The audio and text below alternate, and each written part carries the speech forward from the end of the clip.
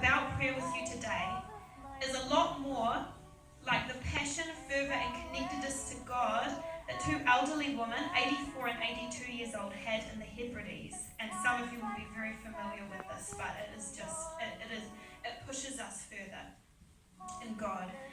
So these two elderly women, they were housebound. They couldn't even get to church on Sunday. They just would pray and pray in their home. Every Sunday they'd set aside that time to meet with God just by themselves. There was two sisters.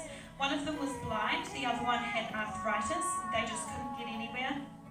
But they knew how to pray. They really, really met with God, just two women. And they got a vision that revival was coming. They got a word that a well-known preacher was going to come to their small town and revival was going to break out. Specifically, that God was going to pour out water on the dry ground. And at the time, their youth were just reading novels. That's like our version of Netflix and Instagram and Facebook. They were just reading novels. They didn't care much about the church. And so they got this vision. They got the elders together and they from the church that they couldn't even attend. And they said to them, meet in this barn. We're going to pray in our house. And you guys pray there. And so these elders got together and they started to pray every week, praying for this revival to come. Anyway, the preacher that they asked, the elder asked on their behalf and said, he said no. He was actually scheduled to preach at something called the Hebrides conferences, I think they're called, but they're very famous God conferences. He said no. But anyway, he was at this conference. He was literally about to step up, and preach next. And then suddenly the Holy Spirit just fell on him, convicted him.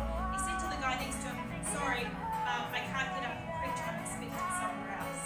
And he got on a boat, went to the Hebrides, and of course, they took him straight to the meeting. Those old ladies had believed so much in what God was going to do. They printed pamphlets. They'd advertised that this preacher was coming, even though he had said no. Anyway, God broke out in a way that preacher would have never imagined. Basically, people were, the meeting went on almost all night. People were fleeing from the villages and from the towns. People who had not encountered God before, the young people, they were at dances, they were, out on the streets doing whatever, who knows what. And they started running for the church and for the police station to confess their sins. The conviction of God actually fell on the town. And so that's the kind of prayer that I feel is the next level. That is where it only takes, in this case, two women. And one thing that really moved me was when they ran for the police station. It was a godly man, some godly sheriff, and so he's trying to pray for all these random sinners that turn up at his door.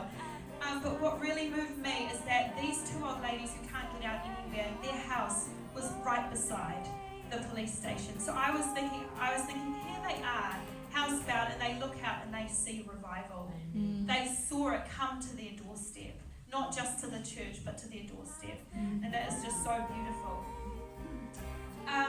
So,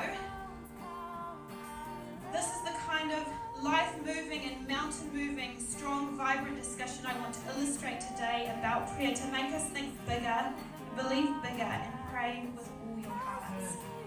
Because all of the most amazing moves of God in our lives and in history begin with people willing to pray at the foot of the cross, where God can touch our soul so deeply.